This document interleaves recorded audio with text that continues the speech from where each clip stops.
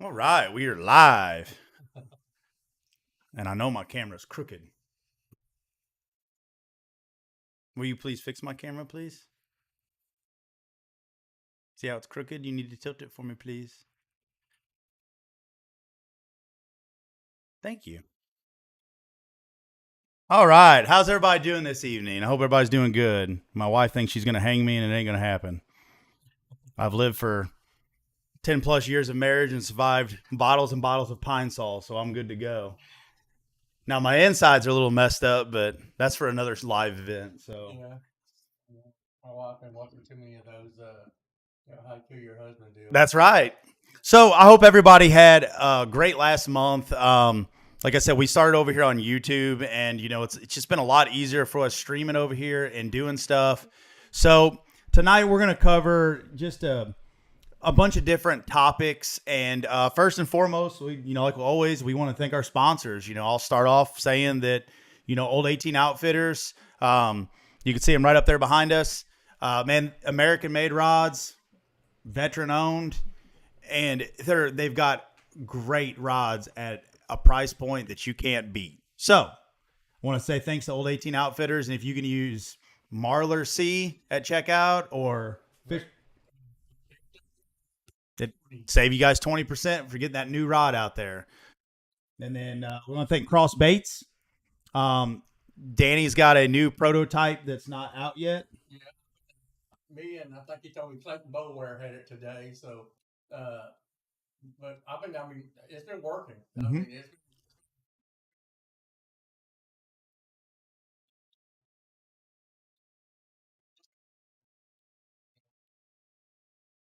piles. I'm trying to inch off the bank a little bit, but we got a bunch of stuff coming out with Danny. I mean, he got buffs he needs to get rid of right now. The crossbait, the gators that he calls them. Yeah, the buffs. Yeah, I get those moving for him. So go on to his website, check them out. Also, he got a bunch of tungsten in. So if you're looking for some tungsten weights, help him out. Go on his website, help out Crossfades on his tungsten, get you a new gator. Hopefully, he'll have hats in soon. So we'll see. Yeah, guys.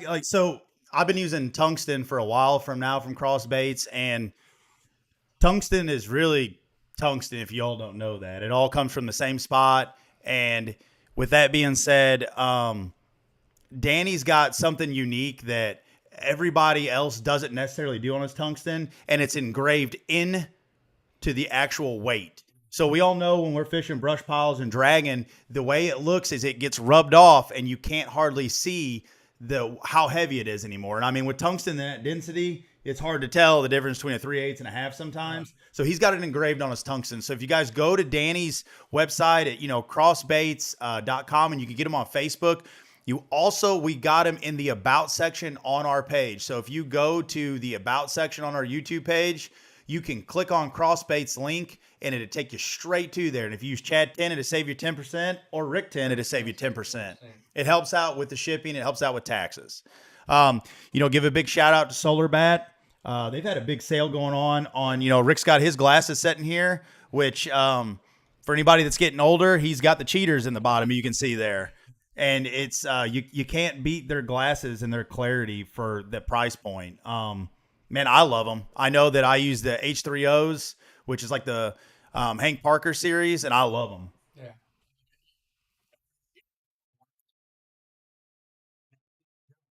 You got a lot of guys. It's the Link series and everything else that wears the stuff. So it's not like there's some kind of just junk glasses out there. There's a big difference. I mean, I tell people all the time, and just for a little bit more and buy you a pair of fishing glasses from Solovet, you'll really see the big difference in what you're looking at out there in the water. No, absolutely. And the one thing that I think that's really important about them is we all know how expensive sunglasses are out there. You can get some. So with that being said, they have a very affordable price point for their sunglasses. So you guys go check them out. And last but not least, thank Kick and Bass. If anybody doesn't know this, all of Kick and Bass scents are in Cross Baits. So big shout out to them. They gave us some product Mr. Hoover is the owner of Kicking Bass, and he provided us some product. And when I go out, I put a little extra on my stuff, especially this time of year when you're trying to get a bite. Yeah. So Rick, let's start off with the lake level. It's, it's, it's getting bad out there, guys. I mean, you can go from, I don't know, like, and within 2 or 3 days, all of a sudden you start seeing stumps that wasn't there the day before because it's been like 104, 102. I mean, it's 102 me driving over here to Chad's house.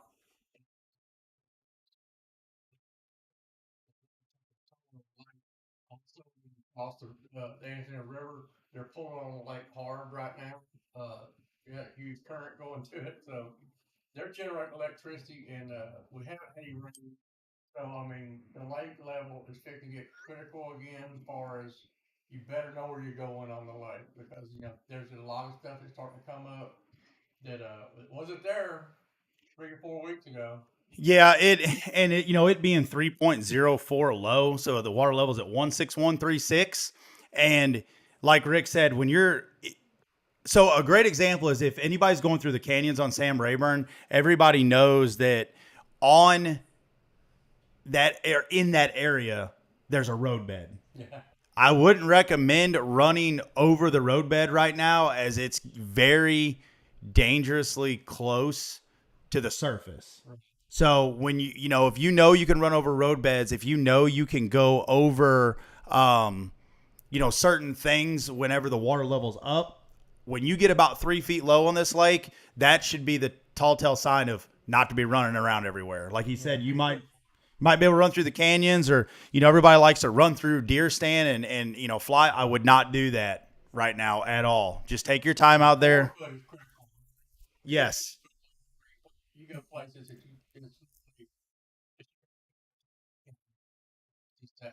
Right.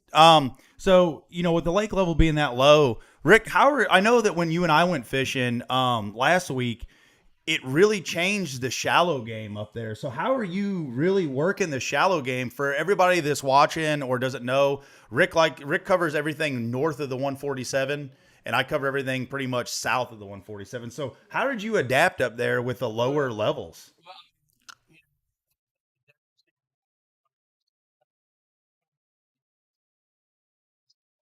you branches and stuff like that. Sure, you're gonna get some schoolers come up sometime. Like I tell everybody, always keep a chrome rattle trap, whether it's got a blue back or a black back.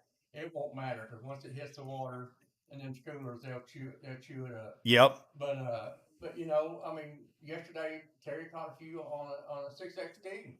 Mm-hmm. We had some schoolers come up, but they done went down, and Terry started throwing a 6XD over it and kind of caught some. But I'm just having to slip off, and get deeper. Caught some in a brush pile in 18 foot of water. I mean, that's not me as a fishing brush piles, but Yeah. I'm having to get off and move off of the deeper.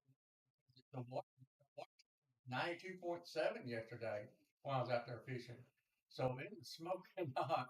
Looked, I think it was like 101 when we left the house. It is. Well, when he showed up here at the house, he was like, "Man, it's 102 degrees outside right now." And I said, "That's without the heat index." So it's miserable. Okay, so so I know that we were targeting the grass that was coming back. So are you guys still working those edges? Because I know you were getting out there in my world a little bit when we were talking. Hmm. Now, 10 foot of water on the point, and all I'm doing is taking that, cross baits, spray brassico and the watermelon candy. And I was just throwing it out there in an 8 to 10 foot and 12 foot of water and just let it sink down and just start dragging toward me real slow. Just started shaking it a little bit. Okay. All the way to the bottom. And I caught some decent fish doing that. And then I went to that brush pile that's in 18 foot of water and through the new, as a prototype, it's not, Danny told me that, it will probably be ready by the end of August. The worm that y'all see me catching those fish in the brush piles with. It's called the Skinny Zilla. Yep, the Skinny Zilla. And it's a plum color. It's just what I'm throwing in brush piles right now and catching fish out of brush piles with it. But uh, but yeah, it's still tough to get by. I mean, you know,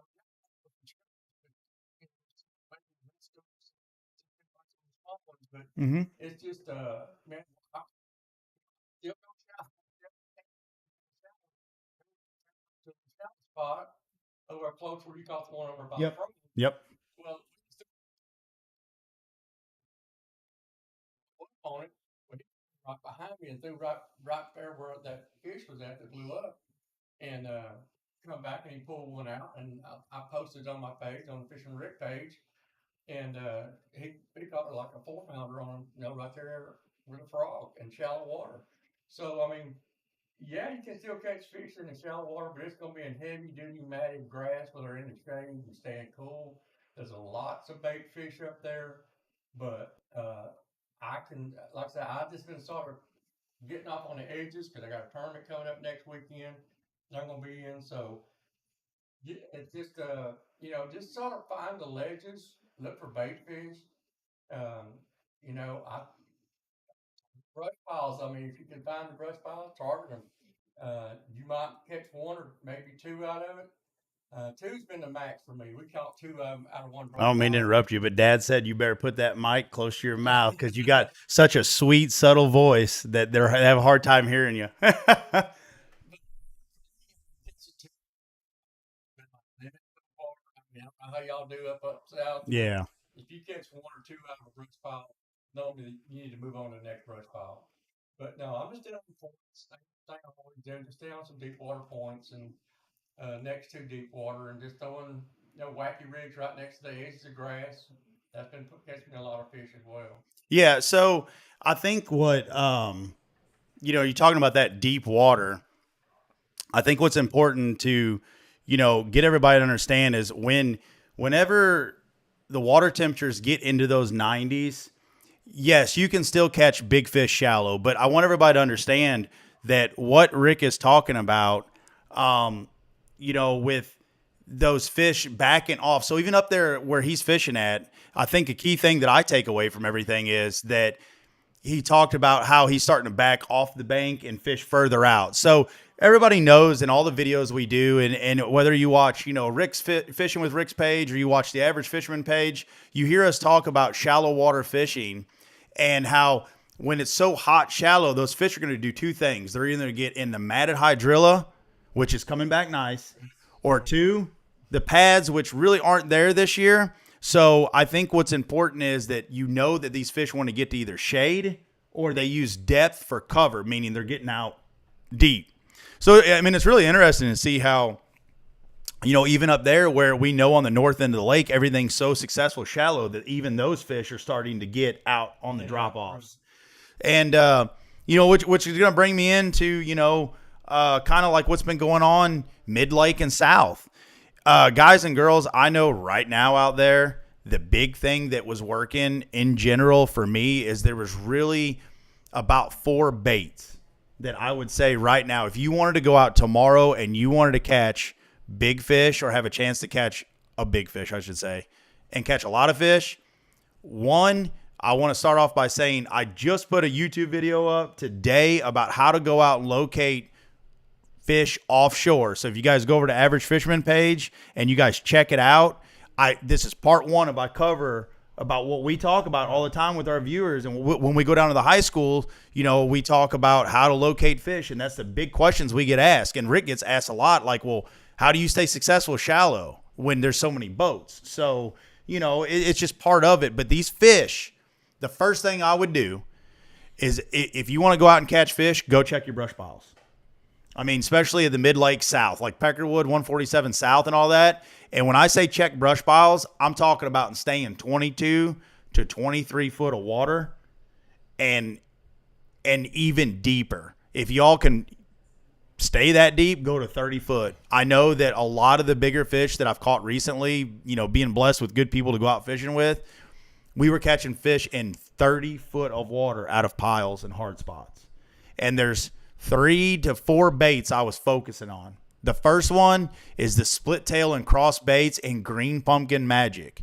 That has been a hot color for at least a month and a half now because I was throwing it up there with you, and I'm dragging it on a Carolina rig. I've got a 3/4 ounce cross bait tungsten I've got on there, and I've got about a 3.5 to 4 foot, even 3 foot leader. And when I go out there, I look at the watercolor. And right now, and I'll let Rick touch on that about how silted the water is and why up there. After I get well, I'll finish this, and then we're going to talk about that water clarity, which it's just about everywhere on the lake right now. So, drag that cross bait, split tail and green pumpkin magic. But there's one key subtle difference that I know that I've been doing, and I know Rick's been doing too with some stuff. Dye the tails short truce.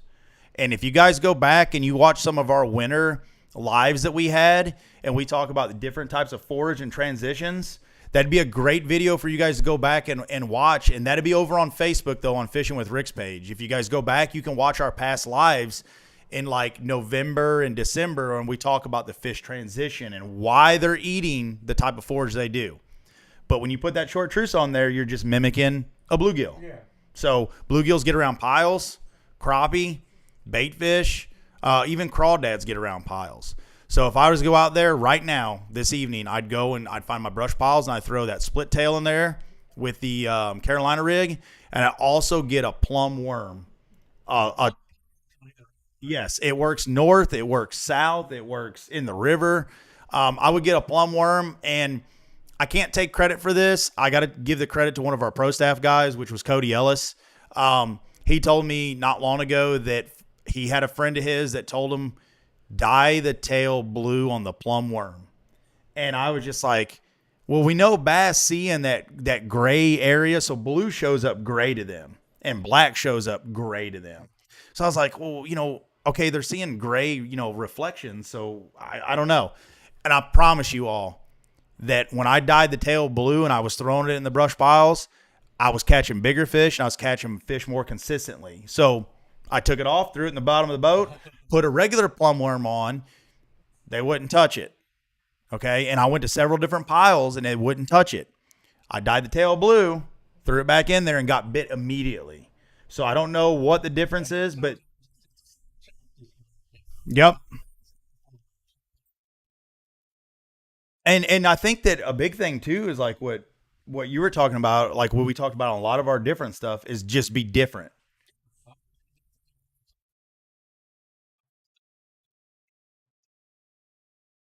Mm-hmm. Yeah. Yep. Yep. And that's true.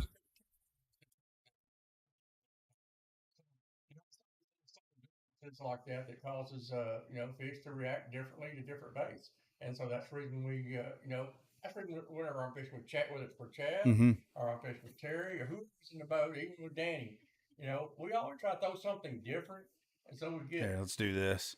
Everybody says I've got his volume cranked, so I'll share the mic with him. I'll let him share my. Here, you can use this mic and talk into. But yeah, but yeah, I mean, it's just like we just do subtle differences, like you're talking about, dyeing it blue, um, we're but yeah, on our end, it's just, and they're pulling, like I say, they're pulling so hard on the lake that that there's silt coming up, and like I posted yesterday about the lake being stained, and it's because, and I don't think I can think of it be because they had no rain. Is they're pulling so hard on the lake out there that to generate electricity to try to keep everybody cool down, and this is this is what's causing all that silt to come up, and it's just no, it's I mean it's I'd say clear maybe to about a foot, but after that it starts getting a little. You can see the silt in the water. Yeah, and like so, we're gonna share a mic back and forth here. If we touch lips, it's not. I'll leave that alone. I'm just gonna leave that alone. I'll leave it alone. Hope you all got a laugh out of that. But so talking about fishing shallow or offshore. Okay, you heard him mention the silt. Okay, I know that when I was up there with you, the silt in the water level was just crazy. And then when I was at mid lake fishing, the first X number of feet was pretty clear, but I noticed on the live scope down there in the bottom, I could see the silt. And if you guys don't understand why, the reason why is because they're pulling the lake so hard right now. The lake is 3 foot low. That is insane. That's wintertime pool stuff pretty much.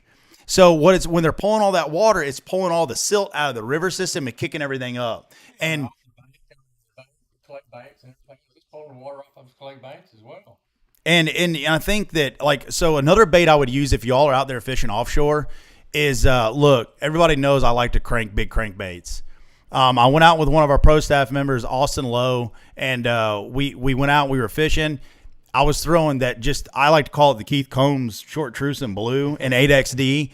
And what's important about summertime fishing is everybody's so scared to get out offshore and fish. And I encourage y'all to go watch my video, and I circle things and show it on the map and how you can be successful out there.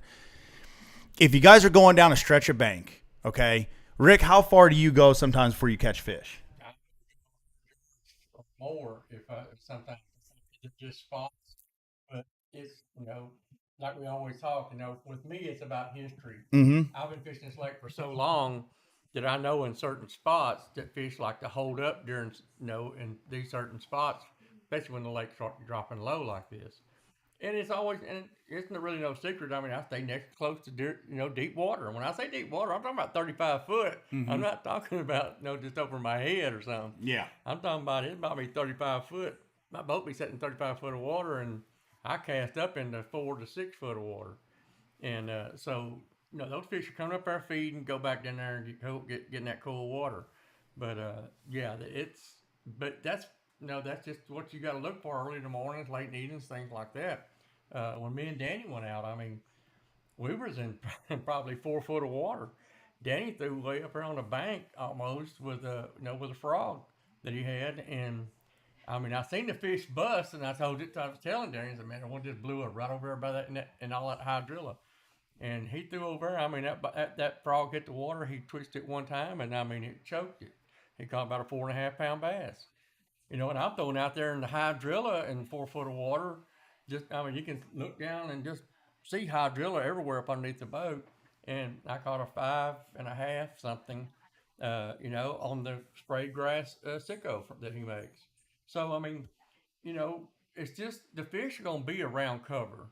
Where it's in the thick hydrilla mats on the banks, or whether it's out there. I mean, like I think we talked about this last time. Anytime you got a big old water hydrilla, if the sun's over here, there's gonna be shade on this side. The fish are gonna be on this side, instead of being in the shade.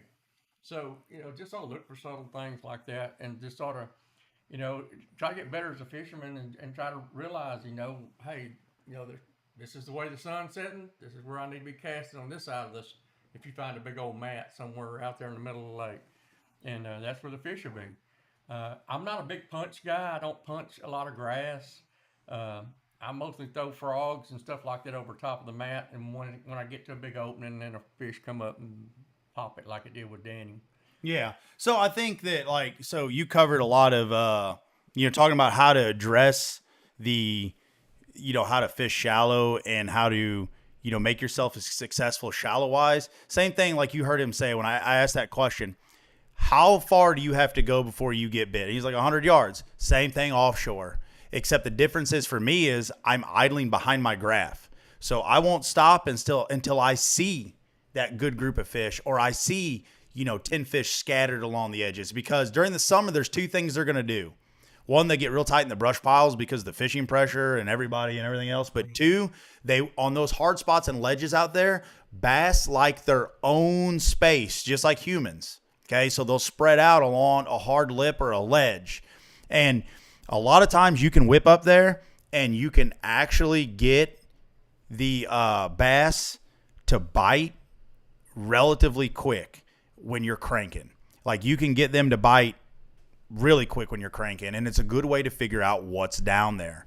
I know that everything for me right now is 8XD. 8XD.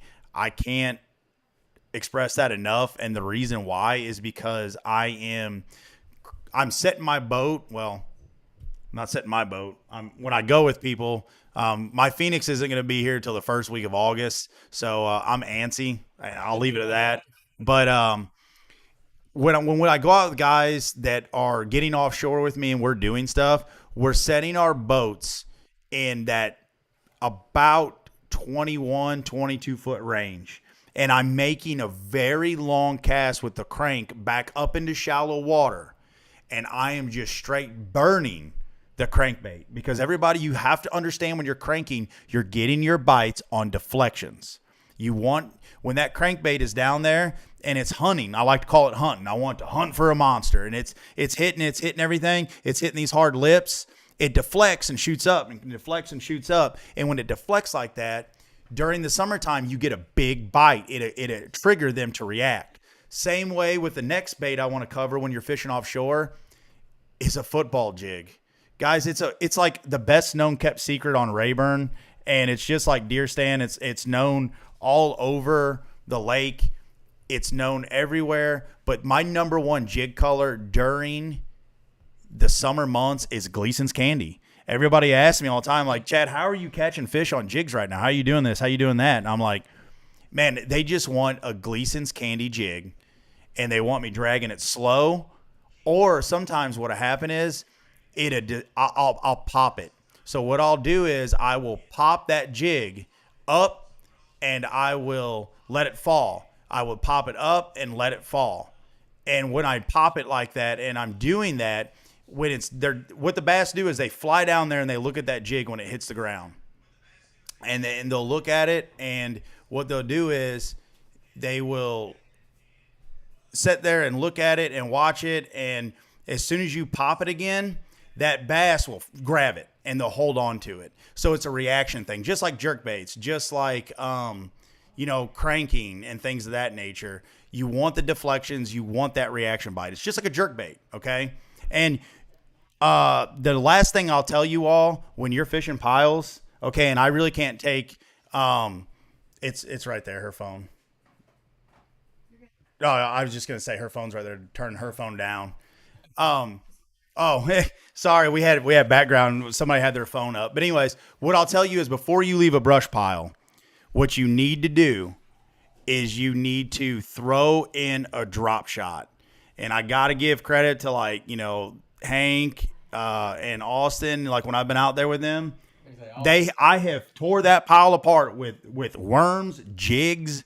I've been smashing crankbaits into stuff, and they'll throw in there with this little bitty drop shot rig, and they'll catch a big fish. And I'm like, ugh. And so what I learned to do was, instead of like with the spin cast Rick, what I would do is I put it on a bait caster. I'm not gonna lie, I put it on a bait caster and I tie a polymer knot, and I leave maybe a 1.5 foot leader, which would be your tag end. So I tie my polymer knot and I have a tag end that's about 1.5 foot. And then what I do was I go back through the eye on my hook. So that way, when you attach your weight, it's pulling back up on your bait. And I'll throw that and I rig it on a bait caster. And I throw it back into the brush piles and I drag it really slow. And 9 times out of 10, I will get bit on that before I get bit on anything else sometimes. Because when you cast in that brush pile, the first 5 or 6 casts on bait, you're going to get bit. If they're there, they're going to bite it. But if I can't get bit on what I'm throwing and I know that's what they're eating, I'll throw that drop shot rig in there. You know what I mean? So, I mean, A lot of guys doing it like here you can use my mic because this one's set up better. Here you go. right. But that's just like me. I'm throwing a wacky rig into hydrilla that's in 8-9 foot of water, and basically it's the same thing. It's just whenever I'm popping it through there, I mean, when it comes to a little hard spot that might be down there, I mean, they just attack it. And they, like I say, I mean, I caught several fish yesterday. I think I caught like 7 or 8 fish just by throwing the wacky worm. And when it come across one of them hard spots, I mean, they just nail it when it come out of that hydrilla. So, I mean, and like you're talking about the deflection thing, I mean. Will you touch your little rig that you like to throw? I talked about how, I like to throw that drop shot in there. I want you to talk about that rig that you throw that I call the chicken crap rig, and you rip it along. I want you to talk about that because that's really different. You know what I'm saying? What it is just I just take. You gotta stay close to that mic, girl. I just take 2 of the Danny Cross, those bobber stoppers, put 2 on this end, put my weight on there, put me 2 more on there, slide it up just like you're doing a short Carolina rig, and just sort of make it work. And put a light weight on there. When I say a light weight, I'm talking. I think mine was 1/8 ounce. I mean, you was when I was out there, and I'm throwing it out there in that hydrilla and just let it sit, and then I'm just trying to dragging it through that hydrilla and that either the split tail or the sicko, either one, and they just like hammer it, But it's just really just a smaller rig. I mean, just a small weight. It's like a Carolina rig, but I just use bobber stoppers, So uh, and just 1/8 ounce weight, and just drag it through the hydrilla that's in them, that you may see underneath the water and stuff, because it just sort of float around out there, and the fish, they attack it. I mean, like I say, it starts bouncing off of stuff. Just like it's like, I mean, I know whenever I hit a stump with a crankbait, I get ready for a bite. 'Cause when I'm out there cranking and I hit a stump with like my Fritz side or something like that, and it reflects off of something like you're talking about, it bounces off of it. Them fish, they'll attack that thing, and it's I think it's no different than the worm, as it's bouncing along through there, and it's bouncing off the grass and the hydrilla and stuff down Mm-hmm. there, and that they're just like, they attack it. And I've had a lot of luck with that, even when it's been 100 degrees. I haven't been out there a lot because, like I normally am, like, once in the morning, once in the evening. Uh, One for gas, number two for it's just the temperatures are just, I mean, they're just brutal out there. When I do go out, I stay out to about 9:30 when it starts getting hot, and I'll come on back in. But uh, but we got a night tournament coming up. Me and Terry's gonna be in it. I think it starts like Friday at 6 o'clock, something like that.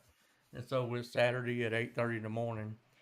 So that's gonna be interesting. At least but I'll get the evening bite and I'll get a morning bite that I know that'll be there. But fishing on the night part of it, I don't know. We'll see what happens with I that. still think that the nighttime bite is really the best way to go right now. And I say that because if you guys go check out like Michael Luce and stuff on Yeah. Instagram, he's been doing a lot of fishing at night right now, and he's been very successful. I know over there on Toledo Bend, John Locke and Derek, and I think that, and I know that I seen John in the chat. Yeah, there was So Merval over there. They did a yeah, great video so, over and he like says in the chat to use the Mojo rig works real well for stuff like that too. yeah. So I think the evening bite is probably the best bite you can get right now, simply because it's the temperatures are cooling and those bass are starting to feed at night. So hearing you talk about like your rig and Well, the and it's full moon right now, so yeah, they're feeding at night right now. I mean, I think Friday's supposed to be the biggest moon for the year or whatever. Friday night is, so that's where we're having our night tournament. So yeah, they're going to be feeding at night. That could be some big number. There could be a couple of big bass caught in that thing. We'll see. yeah. And so what I want everybody to understand too is as we're passing the mic around a little bit here. I appreciate everybody letting us know. I'll adjust the other one after we're done here.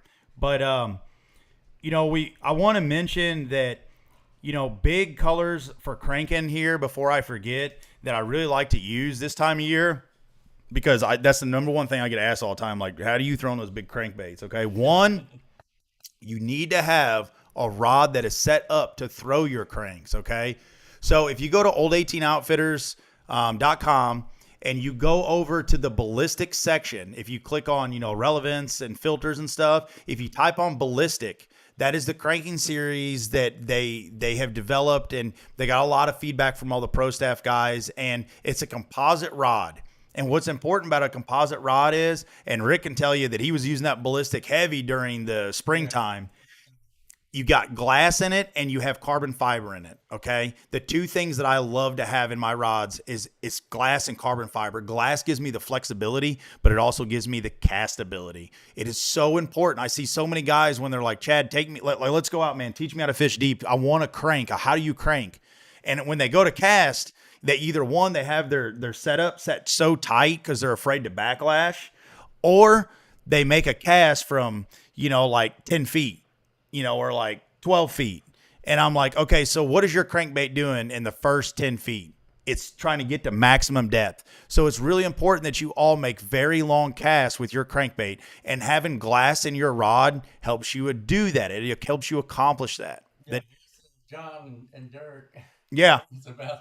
He said you can cast a Z Boston a mile. Yeah, yeah. So Yeah, what Rick had said was, if you didn't hear him, ask John and those guys and Derek Prince over there on your YouTube stuff. They'll tell you can cast that thing a mile.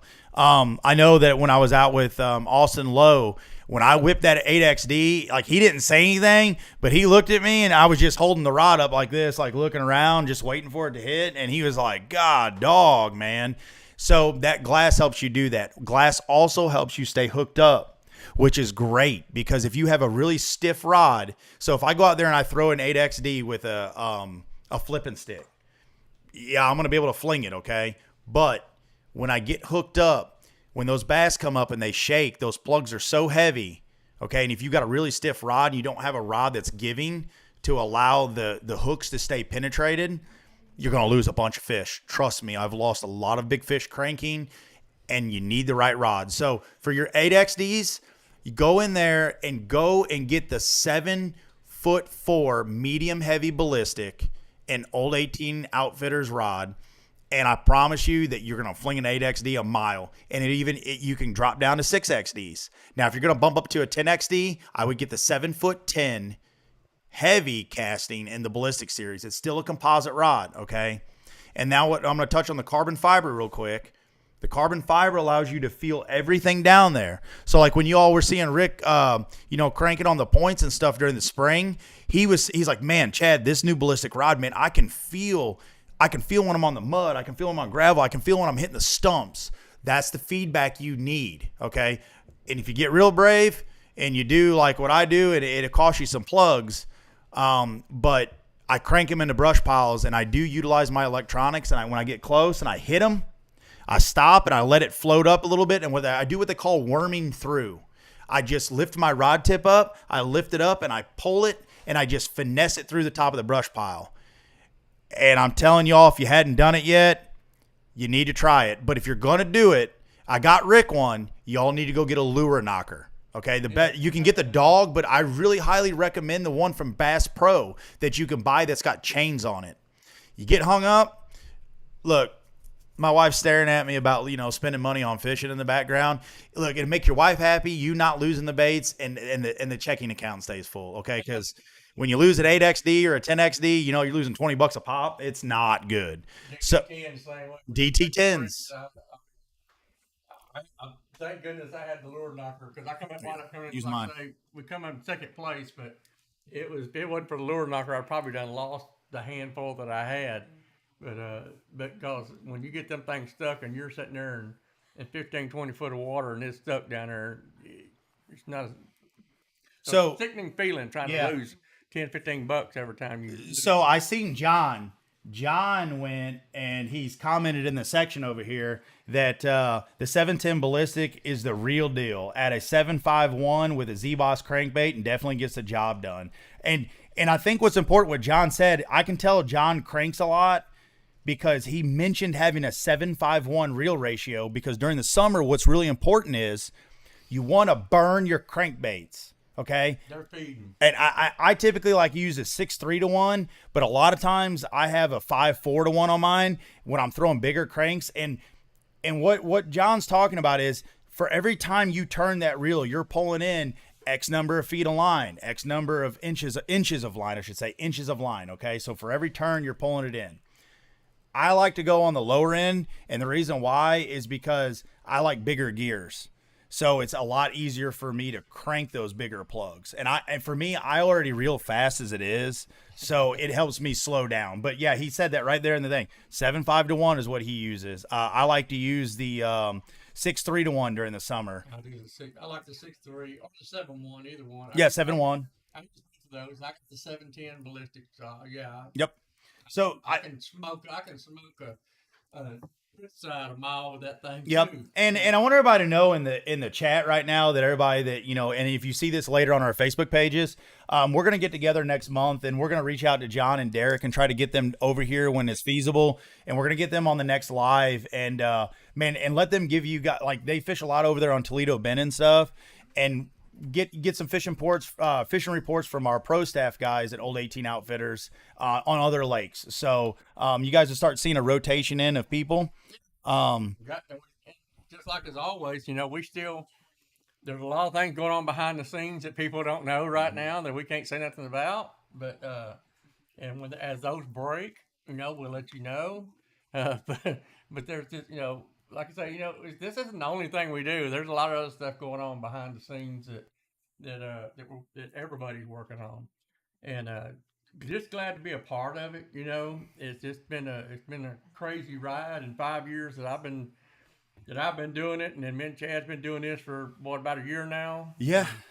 And so it's been a crazy ride, and it's been working with Brandon Belt, Danny Cross, and all our 018 family basically.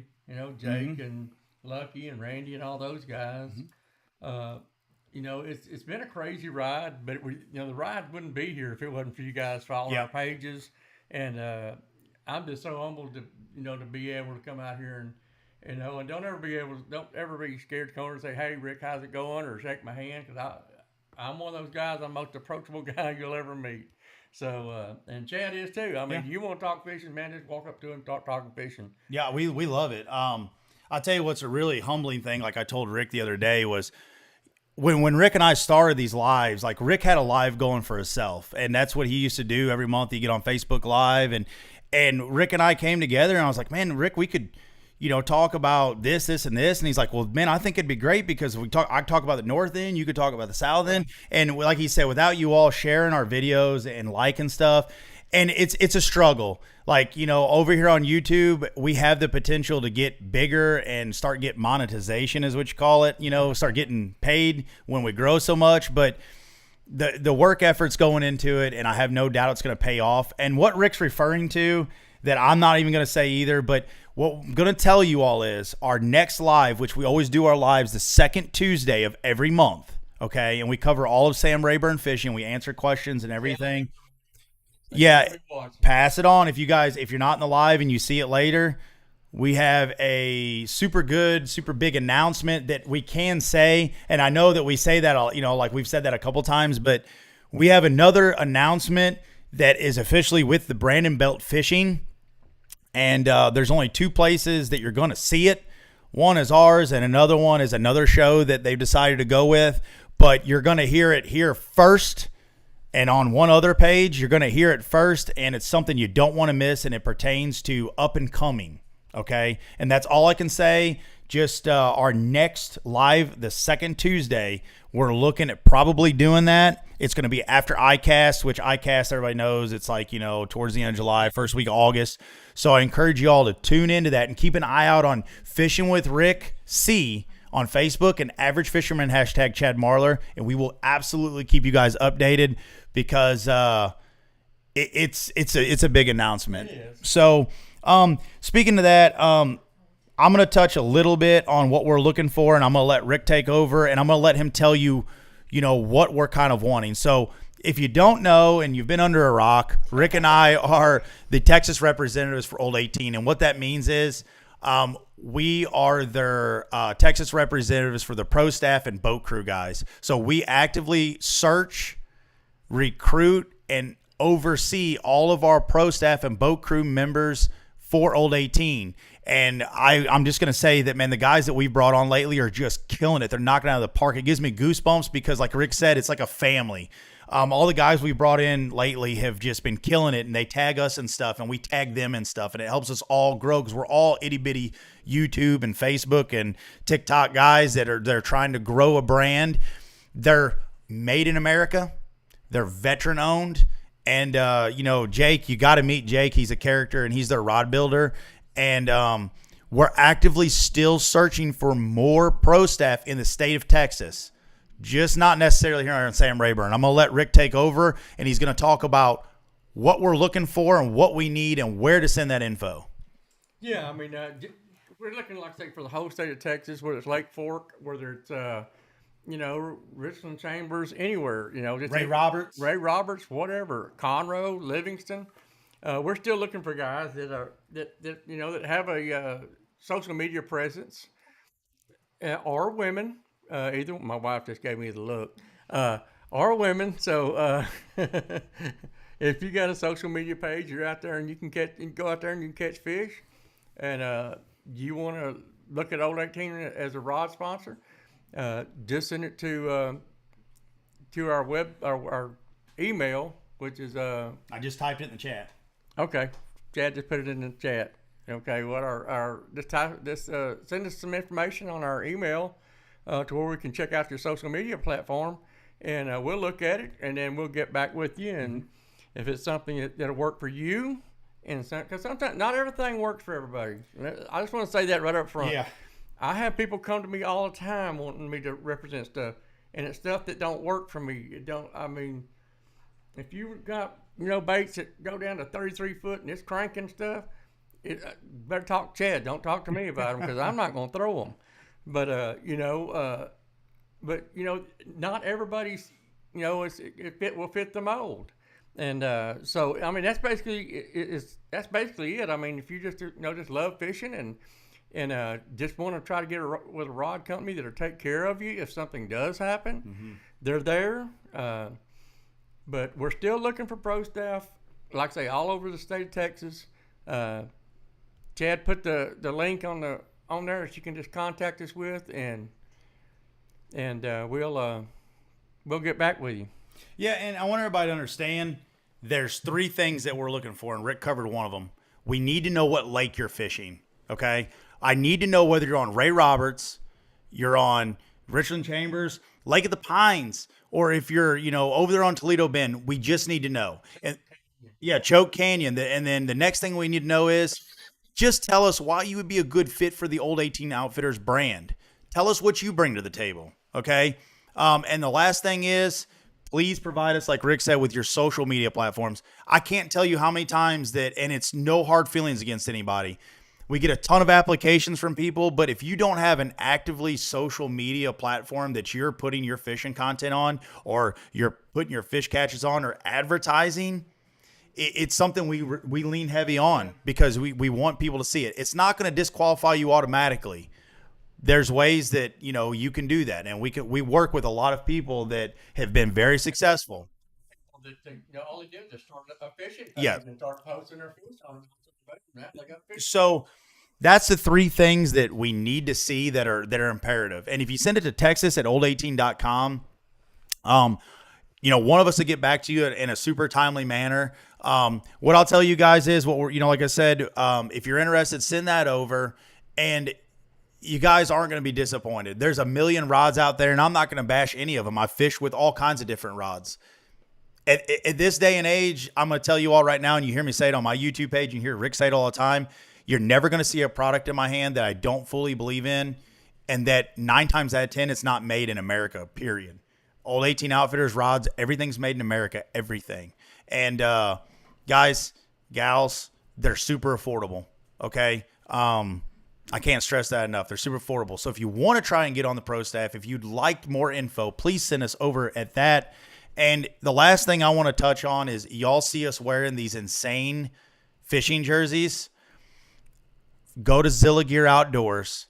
Stacy and Brandon are the owners, and they're a small upcoming business that's trying to grow. And I know when I got on with them, one thing I helped them try to develop was I wanted, as you can see on Rick and I's side, Rick's got the green one on.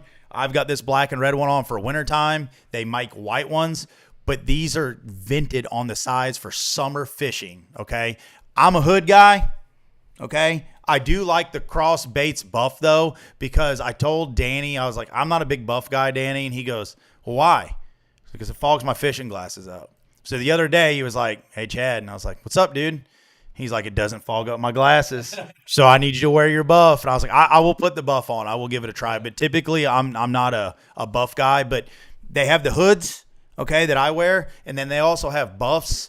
But and if you really want a real good quality of buff, I'm not gonna lie, Danny's got some really good cross bait buffs. Okay. But if you go to Zilla Gear Outdoors, Rick and I don't have a code to give you guys, but their jerseys are priced below everybody else. They've got them without hoods. They've got them with hoods. They also got hats. And if you guys have a problem with fitting, Stacy and them will get you another one out, and they will get you your size. Okay. So, Rick, I know that you've got your jerseys. Like, how are you liking the jerseys that you got now? Oh, I love them. I mean, I don't wear this one this time of year. Yeah. This is my summer. This is my winter jersey. But yeah, I mean, I wear the ones that I normally don't wear the ones with the hood during the summer. That's just me. I'd rather have a buff on, or or the crossbait gator, and because it just keeps the sun off the back of my neck. And I am a hat guy. I wear hats all the time. Chad don't like wearing a hat. I do and I don't. But when it gets hot, like I do this when it's raining and stuff, and it keeps it up. But 9 times out of 10 on the water, you're going to see Chad doing this right here. Okay? I feel like the Muffin Man if he was a superhero. I had to say it. Okay?